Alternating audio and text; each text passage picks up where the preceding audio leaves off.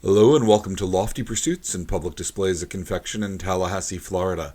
This is Greg, and we're going to be making some hard candy today. We're going to be making candy shamrocks. We're going to make it on this machine that was manufactured in the late 1800s in Philadelphia, and we're going to use some shamrock rollers that are of the same age for St. Patrick's Day. This is going to be apple flavored, and the sugar is already heated to 310 degrees, and we're going to pour it on our candy cooling table, and then add some citric acid so our apple can have a little bite. The sugar already has the flavoring in it when I poured it, and it's already been colored a sort of forest green, because this video is about the trees of Ireland. We think of St. Patrick's Day as it's celebrated in the United States as an Irish holiday, but perhaps it might be better to think of it as an American holiday. In Ireland, until 1970, pubs were closed all over the island on St. Patrick's Day. It was a solemn occasion.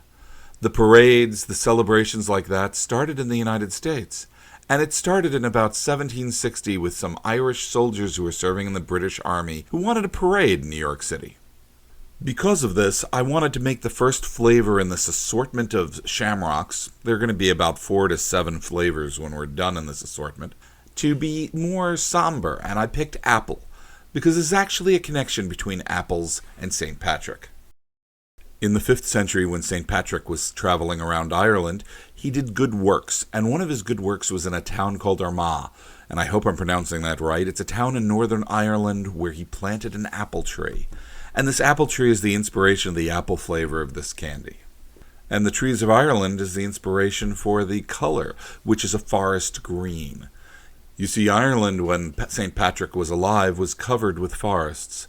And it wasn't until the 1600s that a lot of those rolling fields in Ireland came to be. But the trees were cut down. Some were cut down to create more land to farm, while a lot of the trees were cut down to make room for new farms with the growing populations in Ireland. The big ones and most of the forests were cut down for the shipbuilding industry, which became tremendous in the 1600s in Ireland. It makes me wonder how much of the rolling green hills we think of Ireland would have been the Ireland that St. Patrick would have recognized himself. By the early 20th century, forests in Ireland covered only 1.5% of the island. Thanks to reforestation efforts, just during the last 100 years that percentage has continued to grow, and it's now closer to 10%. But that's nowhere near what it would have been back in St. Patrick's time. You can sort of see how important trees were to Irish life back there just by the number of towns that were named after trees. We've now run the candy through the press, and all that's left to do is to break it up into pieces. And if you've ever wondered why drops are called drops, watch on.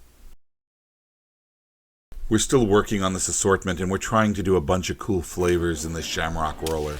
I'm not sure what the final colors or flavors will be, but I know we're going to do an Irish cream, and we're going to do a Guinness and chocolate, and we're going to do hopefully a truffle and whiskey flavor as well. But we're starting with the somber flavor here today.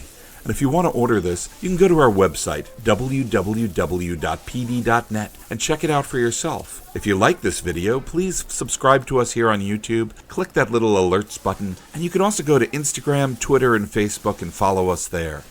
If you ever come to Tallahassee, you can visit us in person. We're located right off I-10, about 2 minutes from the Thomasville Road exit. We'd love to see you. We don't make candy every day, but we make it a lot of days, and we're open from 7 a.m. to 10 p.m. We serve brunch in the morning, ice cream the rest of the day, and of course we have our candy. And it's all in the middle of our toy store. Thank you for watching. We hope to see you in the next video.